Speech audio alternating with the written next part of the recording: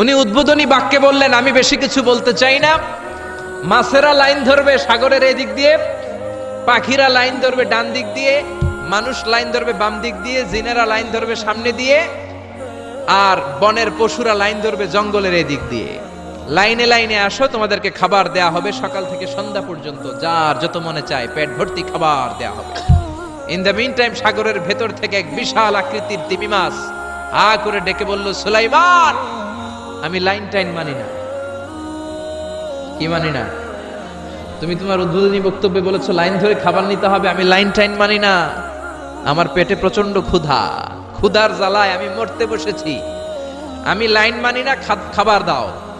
সাইয়েদনা সুলাইমান আলাইহিস সালাম বললেন, আমি নবী মানুষ, আমি বেলাইন করতে পারি না।